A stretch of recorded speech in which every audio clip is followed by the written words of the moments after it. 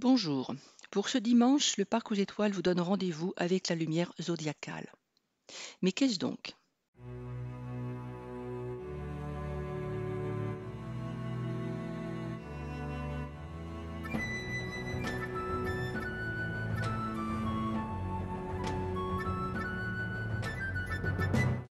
Il s'agit d'un phénomène atmosphérique observable depuis la Terre lors du crépuscule du soir, peu après le coucher du soleil ou peu avant son lever lors du crépuscule du matin.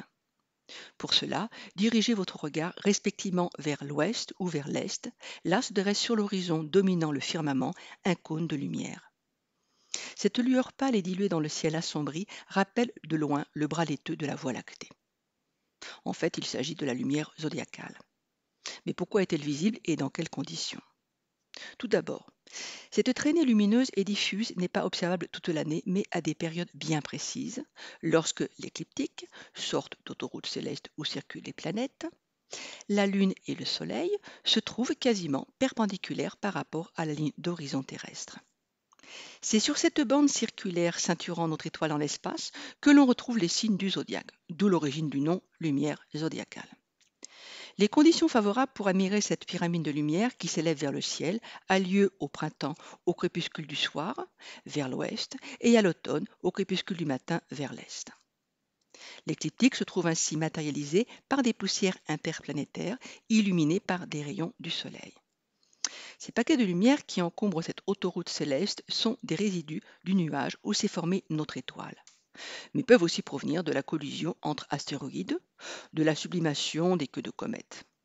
En effet, ces dernières dégazent toute leur matière en s'échauffant près du Soleil qui les attire. L'écliptique se voit ainsi saturée de grains et de silicates d'origine multiple. Lorsque le Soleil disparaît sous l'horizon, sa lumière se diffuse sur ces milliards de débris microscopiques, rendant visible l'écliptique sous la forme d'une colonne dont la hauteur peut atteindre 40 à 60 degrés.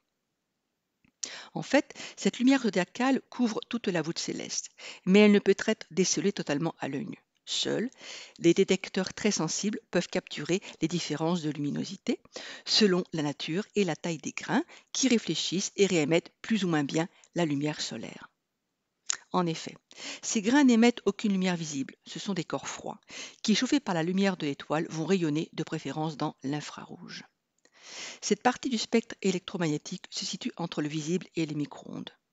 L'œil humain n'étant pas sensible à cette longueur d'onde, ce sont les caméras infrarouges qui prennent le relais afin d'obtenir le spectre complet de la lumière zodiacale.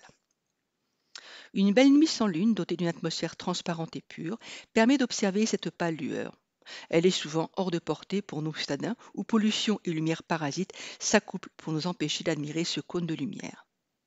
L'explication scientifique sur l'origine de ce phénomène, observé et mentionné dans des archives très anciennes, ne sera dévoilée qu'au XVIIe siècle par l'astronome français Jean-Dominique Cassini, célèbre pour ses nombreuses découvertes et publications.